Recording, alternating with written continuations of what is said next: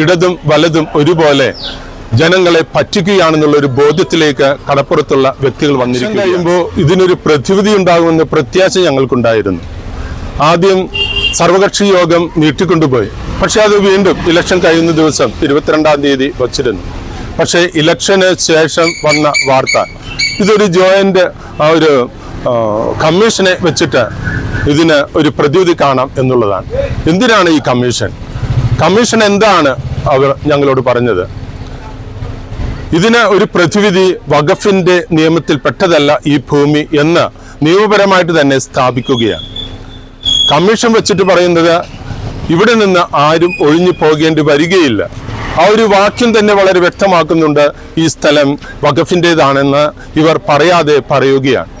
അപ്പോൾ ഒരു vote bank എന്ന നിലയിൽ മാത്രം ഇവിടുത്തെ ജനങ്ങളെ കണ്ടുകൊണ്ട് ഇവർ എന്നും തങ്ങൾക്ക് ഉപയോഗിക്കാം എന്നുള്ള ഒരു ചിന്തയോടുകൂടി തന്നെയാണ് ഭരണ സംവിധാനങ്ങൾ മുന്നോട്ട് പോകുന്നത്.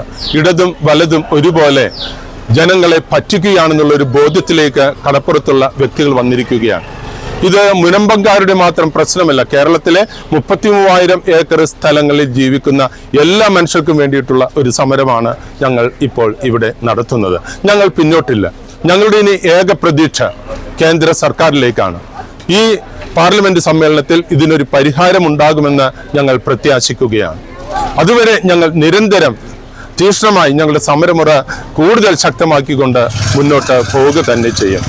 30 വർഷത്തോളം കടലിൽ പോയി കഠിനമായി അധ്വാനിച്ച് 2-3 സെന്റ് ഇവിടെ കാശ് കൊടുത്ത് വാങ്ങി അതിന് കൃത്യമായിട്ട് നികുതി അടച്ചിരുന്ന ജനങ്ങൾ 30 വർഷത്തോളം ഒരു സമയത്ത് അവരുടെ റവന്യൂ അവകാശങ്ങളെല്ലാം തന്നെ നിഷേധിക്കപ്പെട്ട അവസ്ഥയിൽ അവർക്ക് മുന്നോട്ട് പോകാനാകാതെ ആത്മഹത്യയുടെ വക്കിൽ നിൽക്കുന്ന ഒരു അവസ്ഥയിൽ ഞങ്ങൾക്ക് എങ്ങനെ ഈ സമരത്തെ നിർത്താൻ കഴിയും?